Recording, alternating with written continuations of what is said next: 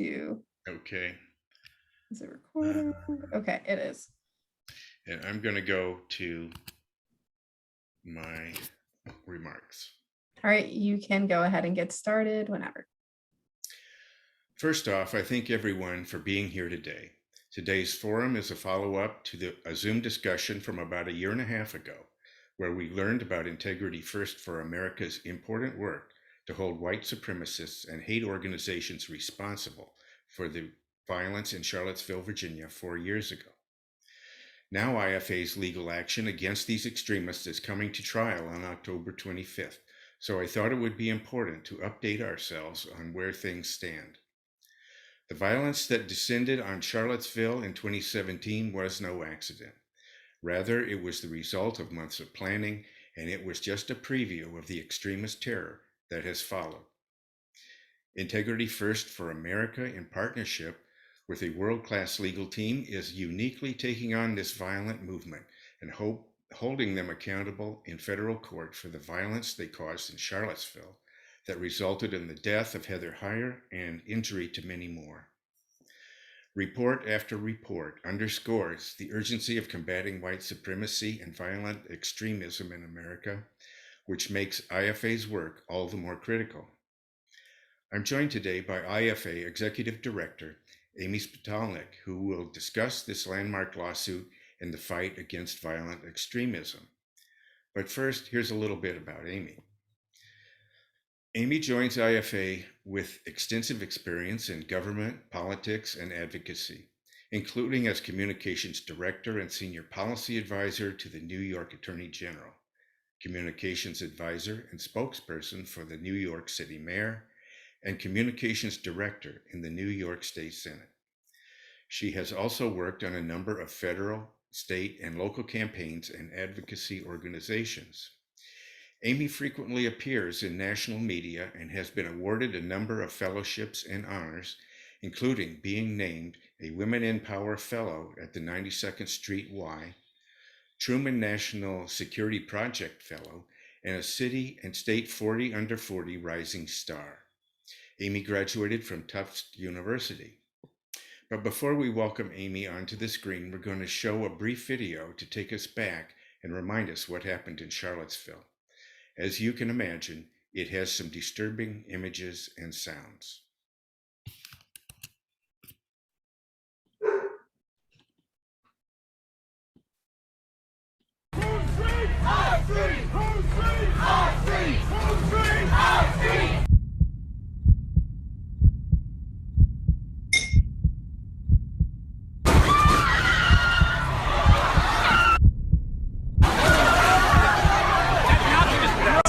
In Charlottesville, stark displays of racism. Trying to promote a car has rammed into a crowd. Victims thrown in the air. Deadly act of domestic terror. One woman dead, others critically wounded. 10 of the people who were injured in Charlottesville, including 3 of the people who were hit by that car and survived, have now brought a lawsuit against not only the murderer who drove his vehicle into the crowd, but also the leaders of all of the white nationalist groups that organized and promoted the Charlottesville event. We are Integrity First for America. We are here to disrupt the extremism, to interrupt the cycle, to dismantle and bankrupt these hate groups and their leaders, to put them out of business, and most importantly, to stop the violence. Integrity First for America is leading the fight against white supremacy. Our Charlottesville lawsuit is the only current legal effort taking on the broad leadership of this movement, holding white supremacists accountable for their premeditated violence. We know that it's working. They're already facing huge financial and legal consequences. But we also know what we're up against. Bankrupting Nazis isn't cheap. These groups are still recruiting, weaponizing fear, and preparing for their next attack. Now more than ever, we are reminded of our obligation to dismantle the systems of white supremacy that poison this country.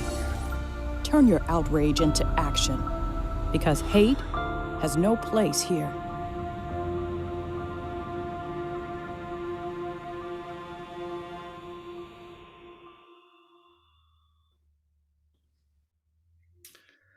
Welcome, Amy.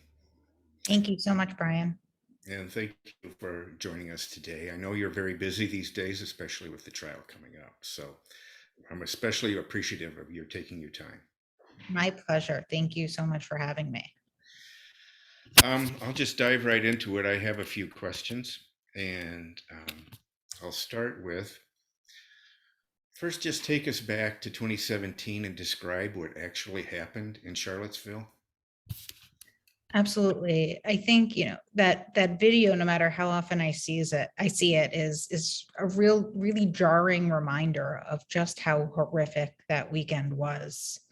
I think many of us remember the visceral feeling watching news reports, seeing neo-Nazis carrying tiki torches, chanting things like "Jews will not replace us," "blood and soil," where on Friday, August 11th, they marched on the University of Virginia's campus with those torches, ultimately surrounded a small group of peaceful counter-protesters at the Thomas Jefferson statue, kicked, punched, beat them up, threw fuel and lit torches at them.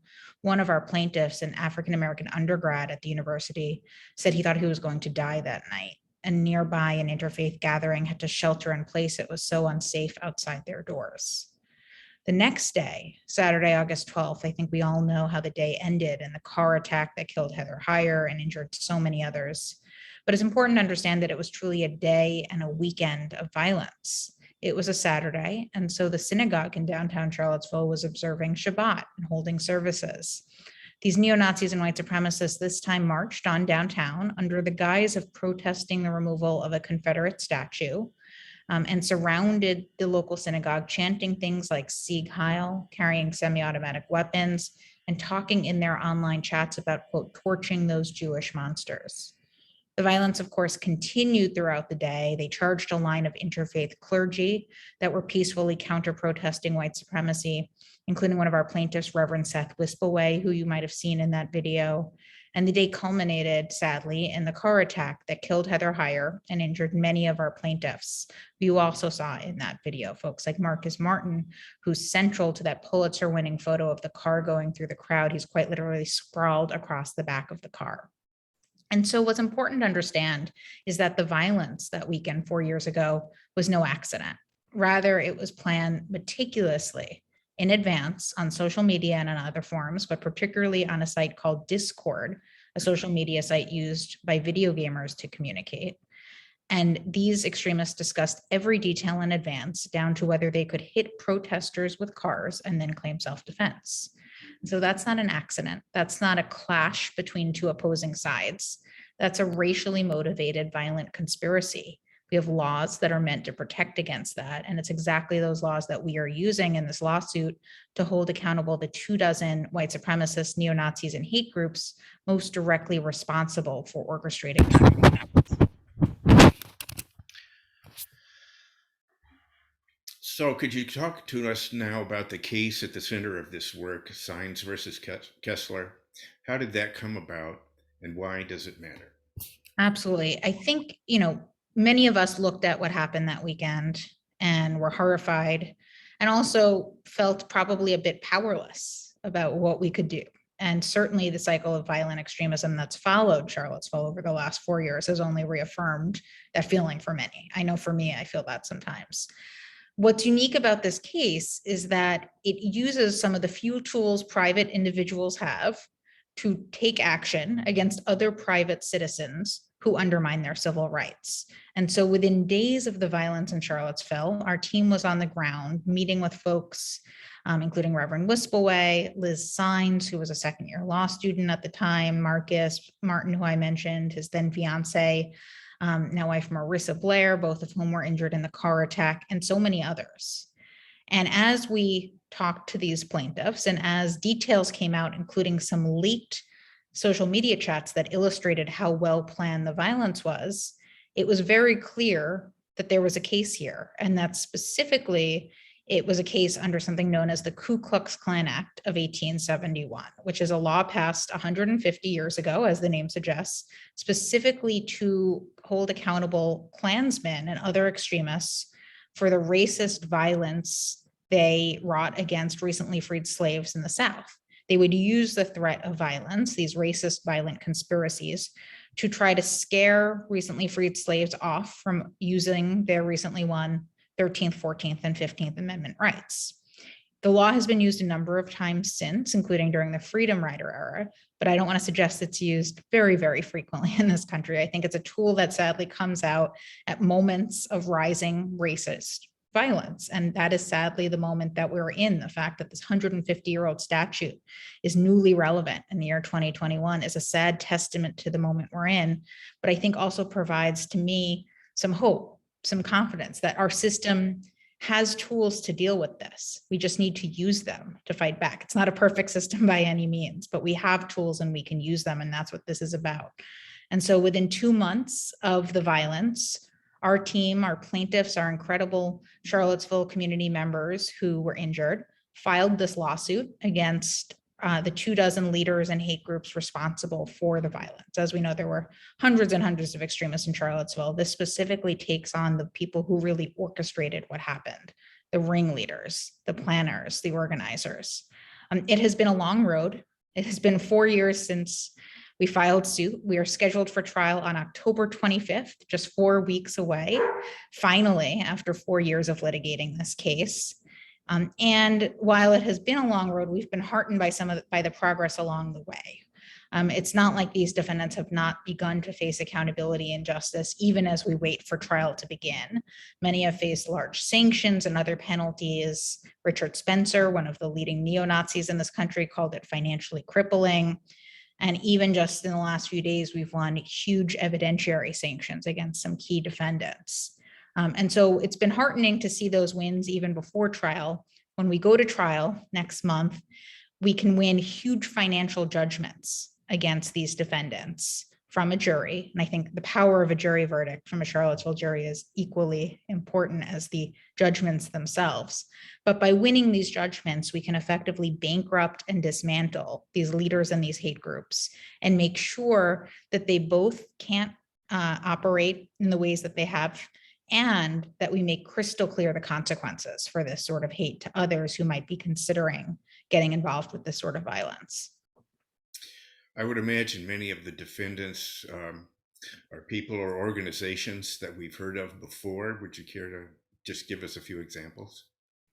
Absolutely. The defendants really are a who's who of the violent white supremacist movement in this country. And so I suspect many folks do know their names, unfortunately. People like Richard Spencer, Andrew Anglin, who runs the hate site The Daily Stormer, Matthew Heimbach, Robert Ray, people like Chris Cantwell, who's actually currently incarcerated for other violent threats he's made, and organizations like Identity Europa, League of the South, National Socialist Movement, which is a large neo-Nazi group, certain Klan groups. It really is, as I said, a who's who of this movement. And we know that, of course, they are responsible for what happened in Charlottesville 4 years ago, but they also have a deep and disturbing connections to the broader cycle of violence. We know that's the Pittsburgh shooter who killed 11 people praying at a Pittsburgh synagogue Tree of Life congregation 3 years ago, communicated with some of the Charlottesville leaders before his attack. The Christchurch shooter who killed dozens of Muslims praying in 2 mosques in New Zealand a little over 2 years ago, donated to 2 of our Charlottesville defendants and painted onto his gun a white power symbol that was popularized by a third. The Christchurch attack was live streamed on Facebook and in turn inspired the Poway Chabad attack, the El Paso Walmart attack, and the ways in which Charlottesville really previewed the Capitol insurrection on January 6th are sort of too numerous to list. The ways in which January 6th really followed the Charlottesville playbook is horrific, and should have illustrates how Charlottesville really should have been a wake-up call for many, and sadly wasn't. And so we know that the defendants in our lawsuit really are at the center of this movement, a movement that has continued to grow and evolve and metastasize in recent years. And that by going after the leaders at the core of this movement, holding them accountable financially, legally, operationally, it can have major impacts that extend well beyond Charlottesville.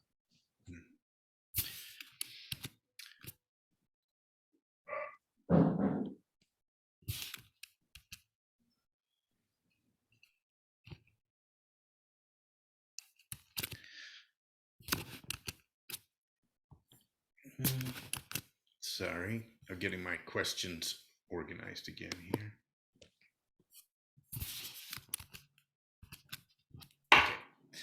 Okay.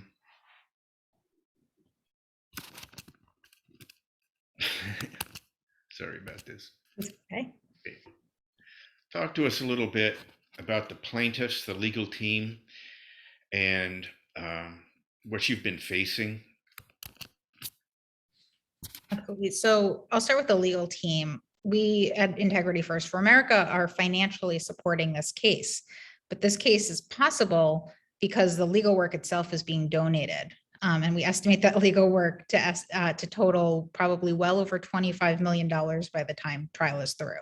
We have incredible firms, Kaplan, Hecker, Fink, Paul Weiss, Cooley, Boies Schiller, Woods Rogers, 5 firms in total that are donating significant work and time to this case to make sure our plaintiffs have strong representation over the last 4 years, which, as I said, it has been quite a long road to get here and involved extensive motion practice back and forth with the defendants on their obligations in this case, and of course at trial itself. And so we are just so grateful to have an incredible legal team at IFA. We are making sure that all of the other logistics and expenses in a case like this are covered, security being the biggest one, which I'll come back to in a second, but of course, so many other logistics that exist, from making sure that our team has a place to stay in Charlottesville, workspace, travel, food, deposition transcripts, process servers. There's all these other out-of-pocket expenses that exist in a case like this. And so it is not cheap to sue Nazis, as we like to say. And so it is particularly heartening and helpful that we have such an incredible legal team donating its time, because it allows us to focus our resources on these expenses that can't be donated. Our plaintiffs are, simply put, the bravest people I know. They are 9 Charlottesville community members who were injured in the violence. Some were undergraduate or graduate students at the University of Virginia. Some, like Reverend Wisselway, are lifelong Charlottesville residents, people who work in a variety of different professions and happen to be out peacefully counter-protesting white supremacy, exercising their fundamental First Amendment rights to say white supremacy doesn't belong in our community. And of course, were violently attacked as a result. I think that they are so incredibly brave for taking this horrific moment that they thankfully survived, but survived with great injury, and channeling it into this lawsuit, which hasn't been easy, it hasn't been fast, but will really have impacts that extend well beyond Charlottesville. And so for them to channel the horror of what they survived into the fight for justice and accountability, not just for those 9 people, but for their community and for this country at a time of rising extremism, is really just so courageous, and I'm in awe of them. It's even more powerful because they and our team and us at IFA have been facing real threats and harassment as a result of this work. And I think the fact that the plaintiffs have chosen to do this despite the security risks that remain is a further testament to their bravery and their courage. But as you can imagine, the defendants have used every trick to avoid accountability, including the use of harassment, threats, and violence. And so in some cases, it's direct threats from the defendants. We know that, for example, one of the defendants, League of the South, just the other week was posting about how their members should show up in Charlottesville during trial. And their leader has previously posted about how I personally should be afraid of him. Others have threatened our attorneys, talking about all the fun that they're going to have with one of our attorneys, in very misogynistic and anti-Semitic language.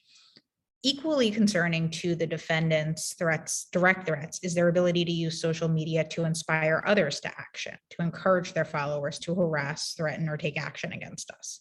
And so, like I mentioned before, security is by far the biggest line item in our budget. That means that we can keep our team safe before, during, and after trial, and that our team can focus on actually winning despite these ongoing threats and harassment from the defendants and their supporters, which are specifically intended to scare us away from holding them accountable. And we're just not going to let them do that.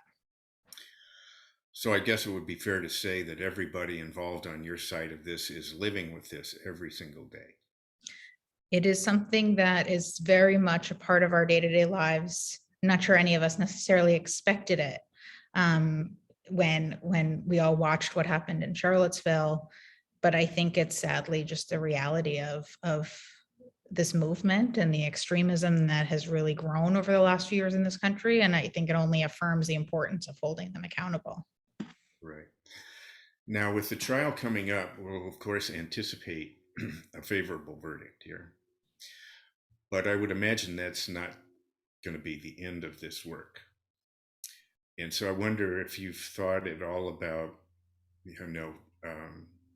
how life is going to be for you and your plaintiffs after the trial's over. You need for continuing security and so forth. And I apologize if my dog is in the background. He is an unofficial part of our security team and Fred likes to be quite vocal sometimes. I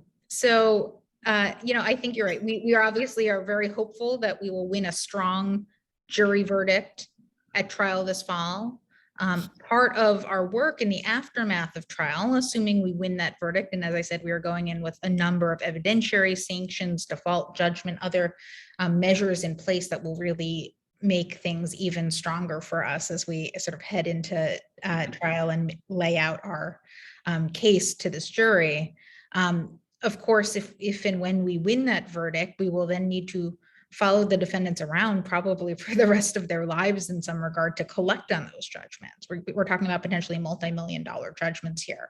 Right. And while no one expects any of the defendants to immediately be able to turn over millions of dollars, winning civil judgments like this has the ability to really bankrupt them and undermine their operations by putting liens on their home, garnishing their wages, collecting anything that they raise or earn. And that has been historically very powerful in the fight against extremism, whether it be the lawsuits in the 80s and 90s against the Klan, where you might remember the mother of Michael Donald, a victim of hate, won, among other things, the deed to the Tuscaloosa headquarters of the KKK.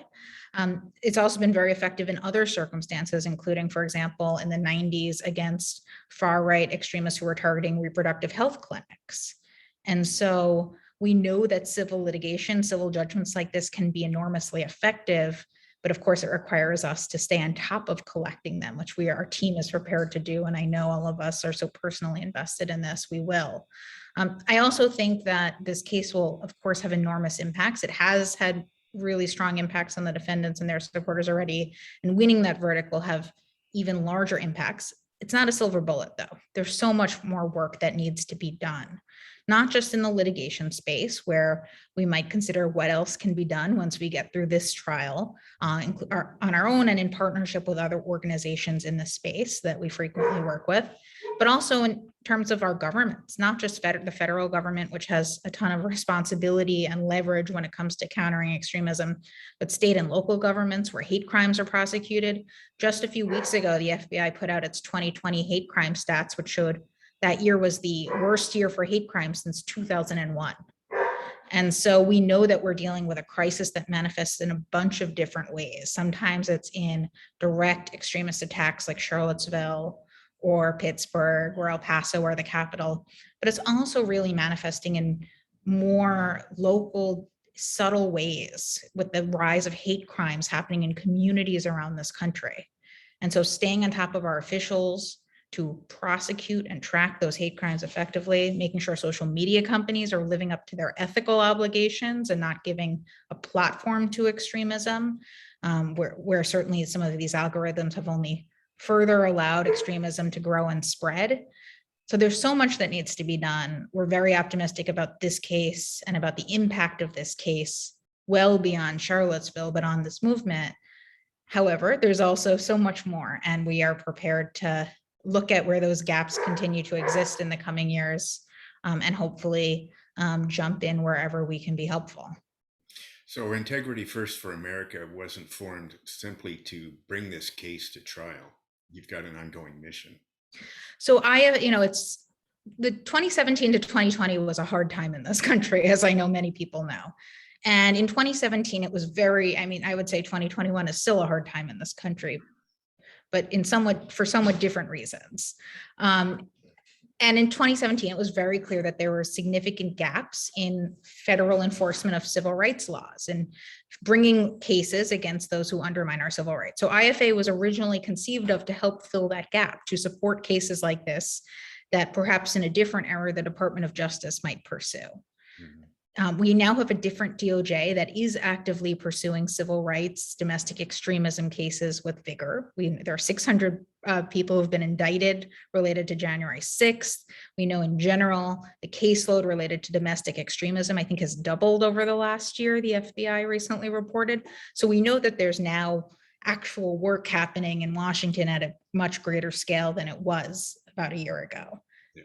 However, there is still so much power in civil litigation. And so I hope that this case can really be a model as we look towards all the tools we have to take on extremism at a moment where it really is at crisis levels. So civil litigation is actually a tool that can be very effective, even if, say, there's not enough convincing evidence to bring criminal charges. I think, there's different standards for civil versus criminal cases. In this case, it's a civil conspiracy case. And we think the evidence is really irrefutable. If you look at the social media chats, if you look at how clearly this was planned in advance. And in fact, just a few days ago, we won a decision from the court that establishes some of these key facts against one of the defendants. It says he indeed specifically conspired to bring racist violence to Charlottesville. Is the second defendant we've won such a evidentiary sanction against. Mm-hmm. And so the fact that those facts are now established in this case is really powerful in terms of course, establishing the broader conspiracy involving all 24 defendants at trial. But it also means that there are different penalties, of course. We as private plaintiffs can't bring criminal charges. We can't try to put someone in jail or have them face those sorts of criminal consequences. We can go after them financially. And I think this case certainly meets the threshold. I would argue that if we had had a different DOJ in place at the time, there might have been more criminal charges coming out of Charlottesville. But regardless, it's very clear that there is a path and evidence to back up the need for civil accountability as our suit does. Great. Maybe just a couple more questions here. Yes. Would you describe the online rally that's being planned for September 30th and what's going to happen there? Yes, absolutely. We are having our last big virtual event before trial. I don't think 2 years ago when COVID was first coming onto the scene, we all knew how long we would be virtual, but a silver lining has been that we're able to really bring people together from around the country in a way that, wasn't really happening before COVID. And we are trying to do this one last time before trial to show our plaintiffs, to show our team how extensive the support is for them as we head into trial, which starts next month, and to, of course, make sure we have the resources we need to win. So on Thursday, September 30th, which is this coming Thursday at 7 p.m. Eastern, 6 p.m. Central. We are going to be holding a large virtual event featuring not just our team, our lawyers, myself, so lucky to join all these incredible folks, which include Topher Grace, the actor who played David Duke in BlacKkKlansman, members of Congress, Jamie Raskin, a whole host of other leaders from the head of the SPLC and other experts on extremism to civil rights leaders, to community members from Charlottesville and faith leaders. And so we are bringing together this incredible diverse coalition of folks from around the country to show our plaintiffs, show our team how broad-based the support is, how clear this country is in uniting against the extremism we saw in Charlottesville, and to make sure, of course, that our team has the resources to win. And so we actually have this incredible anonymous group of donors who've committed $50,000 to this event. So every donation that we raise through this event will be doubled up to $50,000, which means we have the possibility and the potential to raise $100,000 from this event to close our remaining funding gap, cover those security costs that are so important to our team.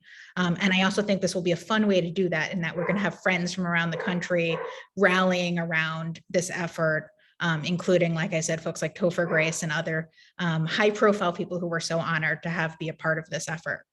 Okay.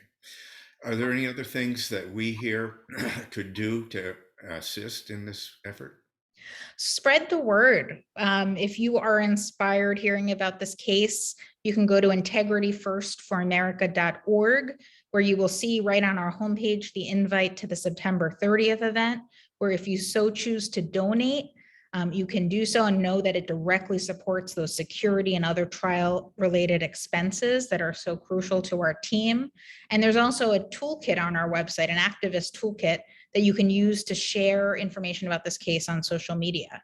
But I would say this event on September 30th, whether you could watch it live or watch it after the fact, is going to be a great way to introduce people to this. You'll find it also on our Facebook page and a variety of other platforms. But if you just go to integrityfirstforamerica.org, you can register for the event. And as I said, you can donate. And like I said, all gifts are being matched. So that's enormously helpful. We're in the home stretch now as we prepare for trial. And so every last bit of support in terms of donations, in terms of spreading the word, in terms of the moral support we get from events like this, it is just enormously helpful, and we're grateful. And I'll add that arrangements are being made to have those resources and links made available through an email to the People's Church congregation so that they can participate directly that way if they so choose. That's fantastic. Thank you. I don't have any more questions of my own, but I just wondered if there's any final remarks you'd like to make before we wind this up. Just want to say thank you. People's Church has been such a fantastic partner. This is the second or third event I think we've done formally together over the last few years. And so many folks like you, Bryan, who have been supportive of this effort through People's Church and through us here at IFA. And so we are just really grateful. This is a case that has been powered exclusively by people spreading the word to their friends and communities, and through supporting it at whatever level they can. And so it's, for me, very personally meaningful to get to be with all of you again. And I am personally very grateful for all the support you've given, and that People's Church has given. And really just, I think we're all looking forward to getting to trial and finally holding these extremists accountable and winning the justice that our plaintiffs in Charlottesville deserve. Well, thank you for the inspiration and the example of courage that you and your plaintiffs and your whole organization are providing for the rest of us, because I know how much that means to folks at People's Church with the values that we hold, to see this actually happening. Because just watching the media, you wonder, is anything going on? But yes, there is something going on. So thank you, Amy, for bringing us up to date and showing us how we can help. The work of IFA is very much aligned with the social justice values of People's Church and dovetails with our own work supporting the anti-racist movement and Black Lives Matter. So, folks, if it sounds like I'm fronting for IFA, it's because I am. And I encourage everyone to help out, as Amy just outlined, especially by making a contribution if possible. We will have an email following this forum so that you have easy access to the links that you need in order to do those things.